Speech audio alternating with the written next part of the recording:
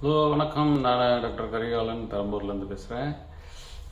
Brush பண்ணுறதை பற்றி paste பற்றியும் நிறைய பேசுனீங்க. எங்கள்கிட்ட கேட்குறது உண்டு வழக்கமாகவே.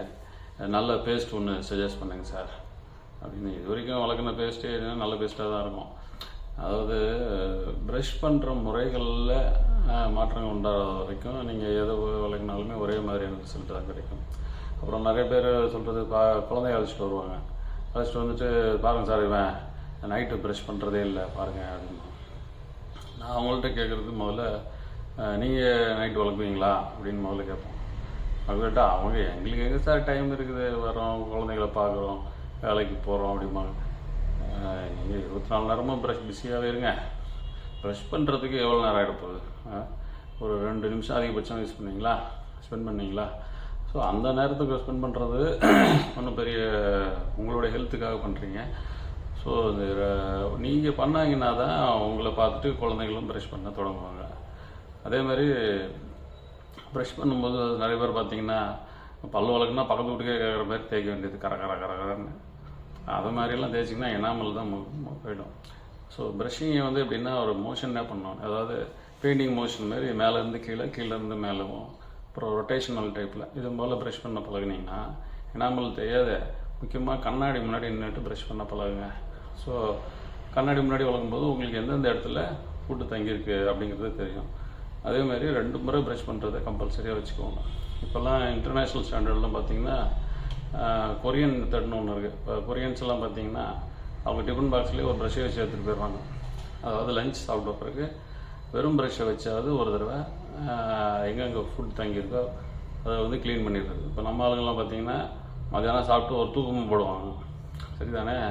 ஸோ அப்போ எப்போவெல்லாம் வந்து நீங்கள் ரெஸ்ட்டு கொடுக்குறீங்களோ, அதாவது தூங்குறீங்க இல்லை வேறு வேலைகள் எதுவும் இல்லாமல் இருக்கும்போது சலைவா செக்ரீஷன், எச்சி செக்ரீஷன் வந்து குறைஞ்சி போகுது. ஸோ அந்த நேரத்தில் வந்து உங்களுக்கு ஃபுட் டெப்ரிஸ் வந்து எங்கெங்கே இருக்கோ ஸோ அப்படியே வந்து உங்களுக்கு பாக்டீரியாவோட அக்குமுலேஷனுக்கு போயிடும். ஸோ மறுபடியும் அந்த இடத்துல சொத்து பிடிக்கிறதோ இல்லை வாய் துர்நாற்றமோ இல்லை பல்லு சம்மந்தமான பிரச்சனையோ அது தொடர்ந்து தான் செய்யும். ஸோ ப்ரஷ் பண்ணுறது வந்து ரொம்ப முக்கியமான ஃபேக்டரு. டென்டல் சம்மந்தமாக உள்ள மற்ற எல்லா விஷயங்களையுமே அது வந்து குறைச்சிடும். இப்போ நிறைய பேர் வர்றது வந்து டென்டல் ட்ரீட்மெண்ட்டே ரொம்ப காஸ்ட்லி ஆகிடுச்சு சார் அப்படிமா. முன்னாடி வந்து ட்ரீட்மெண்ட்டே கிடையாது. முதல்ல என்ன பண்ணுவாங்க, பல்லு பிரச்சனைன்னு வரும்போது பல்ல பிடிங்கி போட்டுருவாங்க, அப்புறம் வந்து கட்டி போடுற மாதிரி அது பல்ல போடுவாங்க. இப்போ நிறைய ட்ரீட்மெண்ட் இருக்குது. பட் ட்ரீட்மெண்ட்டுக்கே நீங்கள் போகாமல் ஒரு வழி இருக்குது. அதுதான் வந்து நீங்கள் ப்ரஷிங் பண்ணுறது. ப்ரஷிங் வந்து 2 முறை கம்பல்சரியாக பண்ணுங்கள். உங்களுக்கு பிடிச்சமான பேஸ்ட்டே யூஸ் பண்ணுங்கள். இதுக்காக ஒன்றும் ஸ்பெஷல் பேஸ்ட்லாம் தேட வேண்டியதில்லை. ப்ரஷிங் மெத்தடு தான். பல்ல எனாமலில் தேய்க்காமல் மேலேருந்து கீழே, கீழேருந்து மேலே ரொட்டேஷனில் நல்லா கார்கிள் பண்ணுங்கள். இப்போல்லாம் வந்து இப்போ வாட்டர் ஃப்ளாஸ்டர் அப்படிலாம் வந்துச்சு. பல்லுக்கு இடையில உள்ளதெல்லாம் க்ளீன் பண்ணுறதுக்கு தண்ணி மாதிரி சின்ன ஜெட் பம்ப் மாதிரி வருது. அதெல்லாம் கூட வேலை ரொம்ப பெரிய வேலையெல்லாம் ஒன்றும் கிடையாது, ஒரு டைம் இன்வெஸ்ட்மெண்ட் தான். ஸோ அது மாதிரிலாம் உபயோகப்படுத்திட்டு கொஞ்சம் ஹெல்த்தி கம்ஸு, ஹெல்த்தி டூத்து. அதேமாதிரி ப்ரஷ் பண்ணுறது பார்த்திங்கன்னா வெறும் பல் வளர்க்குறது மாதிரியோட முடிஞ்சு போகிறதில்ல.